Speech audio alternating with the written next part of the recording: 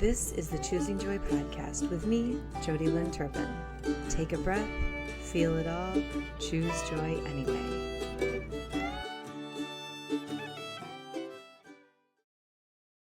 Hello and welcome back to the Choosing Joy podcast. It's me, Jodi Lynn Turpin. Today is episode 82 and it happens to be the 1-year anniversary of the Choosing Joy podcast. I started last year, 2025, on February 12th, and I actually have not missed a week of podcast episodes coming out. I know a lot of people take breaks, but I don't want to. I mean, I may. Who knows? Who knows if I'll take a little break here or there, but as I'm flowing now, it really works with the systems I have in place for my business and for how my brain works and keeping me going each week. And I love having guests on the podcast, and I love, having solo episodes. Both are so important and special. And so thank you so much for being here. I am truly grateful. And I think back 1 year ago when I started the podcast, I was freaking out.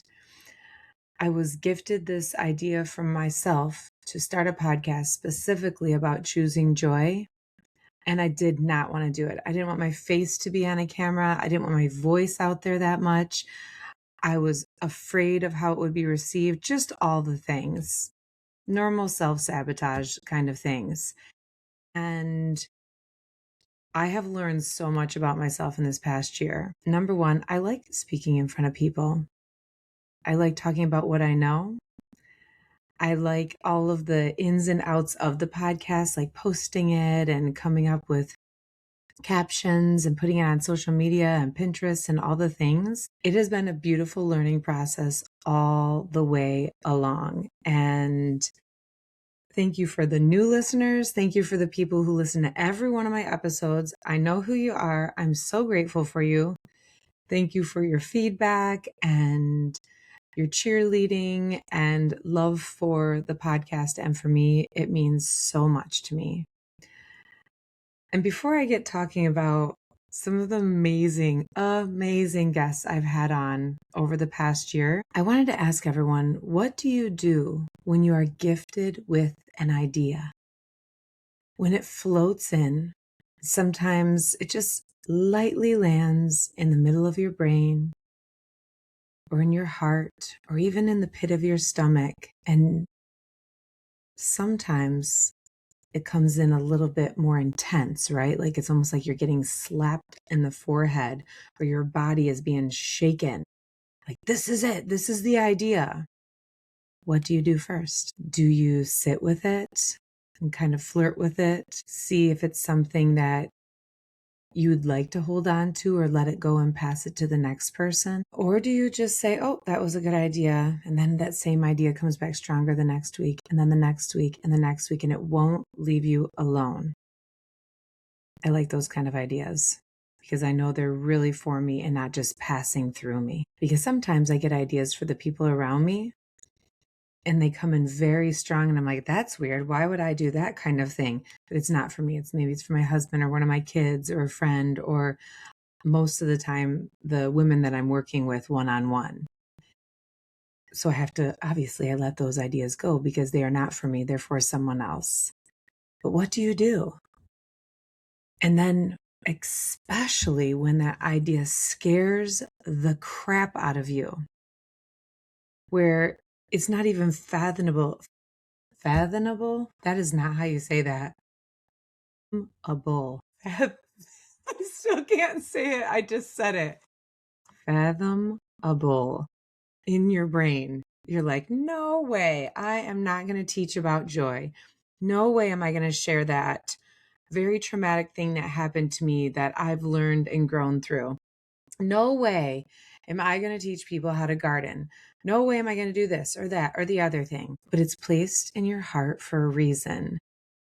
God sprinkled it down. I like to imagine how this idea comes down to me. Like maybe it's a little like stardust or like an energy laser, zoom, and God just like put it right into my heart or my head or wherever it lands. And you say, wow, okay, maybe I can flirt with this a little bit. Maybe I can touch on it a little bit. And then time goes by and you haven't done anything, but that idea just keeps coming back to you. And the signs are everywhere and it keeps getting laser zapped into your brain. Do you take the chance on yourself? Do you let yourself almost like get it carried away with this idea? I suggest that you do. It may even seem like the most unopportune time. I am not starting a podcast right now. I have no time. No time. Mm-mm. Speaking of podcasts, I've had my friend Olivia on, and we talked about a lot of different things, but she has a podcast. And of course, I can't remember the name of it right this second, but she has a whole episode on how to start a podcast, step-by-step instructions, and it is amazing. It's not Olivia, it's Amelia. That was weird. I'm sorry, Amelia. Yeah. Oh, right here, we talked about astrocartography and cacao and all the beautiful things. Did I say Olivia? That was very weird. Or maybe I didn't. Who knows? This is how talking to me in general looks. Anyways, the reason I talk about this is because that's what the podcast felt like to me. And that's what teaching about joy still feels like to me. It scares the crap out of me all the time because choosing joy is not always easy. I'm going to say most of the time. You have to pick it, you have to pluck it and be like, okay, I'm going to find the good in this situation. I'm going to find out what I learned, even though it was painful. I'm going to look past the negativity and I'm going to find where the joy is and where the growth was. So every time I'd push send or push, post on these podcasts, I would throw up a little bit because it was scary. But now I'm excited to push, post. I'm excited to do these things. And I'm excited to challenge myself more with asking different kinds of questions or talking about different topics that are placed in my heart. So let's get to talking just about a few of the people. This might have to be like multiple episodes because there's been a lot of people on, and I'm going to try not to talk so long about each person, but they're all so delightful and wonderful.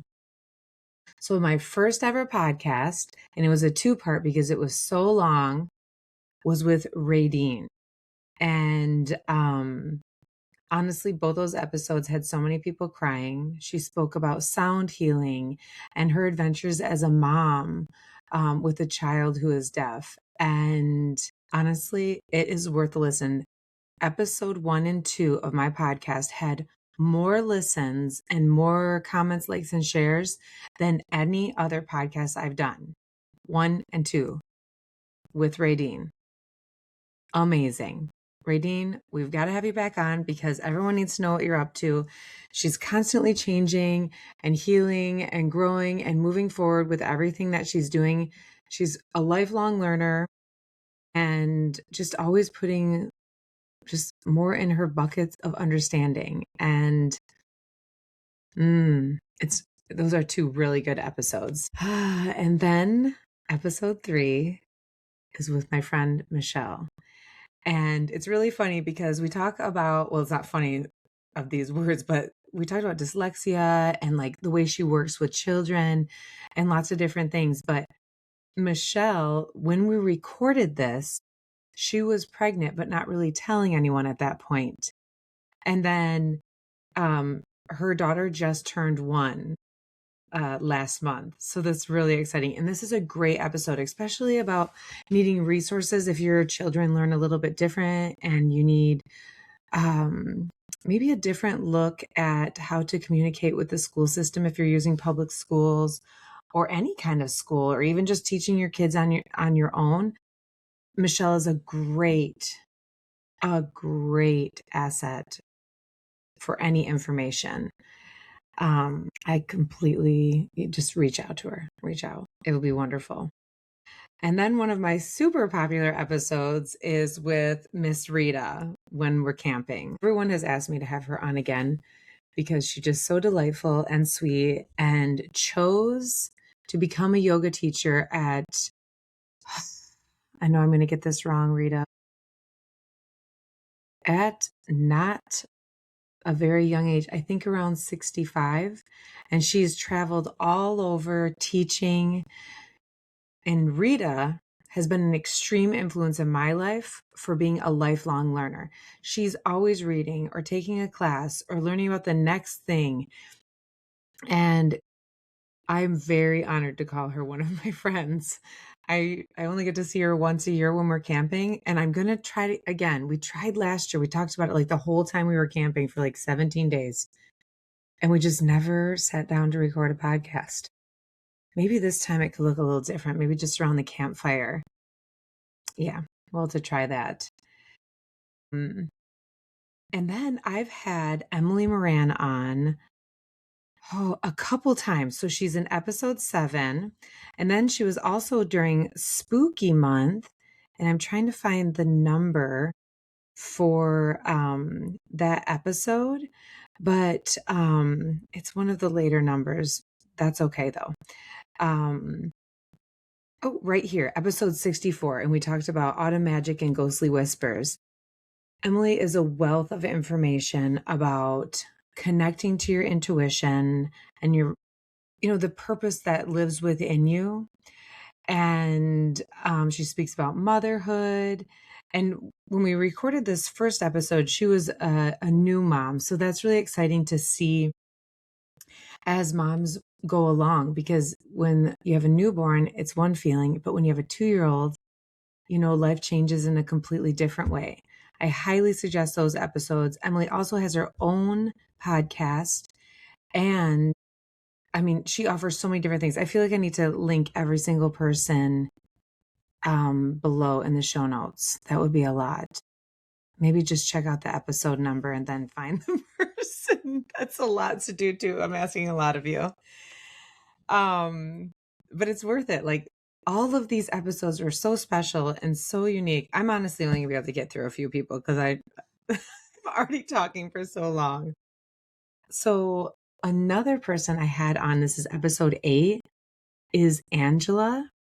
And she has a band called Fern Whale with her husband. And we have gone and seen them a few times. It is really beautiful music. And she has a lot to share in her story of growth and being depressed and anxious. And she really openly shares in this episode. Honestly, it's really good. And check out Fern Whale's music as well. Oh boy, I keep going and going. I'm so excited about each of these episodes. Like, they're so special to me in my heart. And to me, each time I interview someone, I get to know them like 200% more, because I get to ask any question I want. And of course, you can answer, you cannot answer. But yeah, I just find it really special. So episode 9 is with Bianca. And Bianca's a movement educator. She's a serious mental health advocate. And she is now, like, this is like almost a year later, really even more into pickleball in New Mexico. She teaches, she trains, she wins so many competitions, but her forward movement with just like body and health is amazing. Number one, the podcast deserves a good listen. She gives so much useful information, even about supplements and different things, but also about just moving your body. And now I feel like I would like to go move my body. I haven't gotten a little mini walk with the dogs today, but need to move my body today. Big advocate of hiking every single day. But anyways, episode 9 with Bianca, really, really wonderful. I highly suggest it. All right, I'm going to skip ahead some because I will be talking about every single person on here I'm a big fan of everyone I know.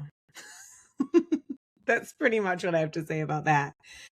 I love cheerleading people, and I love talking about them and encouraging them, and just watching the movie of their life play out. And so, oh, my heart is so joyful right now. It's like going to explode, I think, with this reminiscing and memories of all the people that I've had on the podcast. So this is really skipping ahead, but I'm skipping to episode 17 with Kim. Kim is an artist. She is a mama. She is one of the most unique and beautiful humans. She shares a lot of her art and her art processes on Instagram.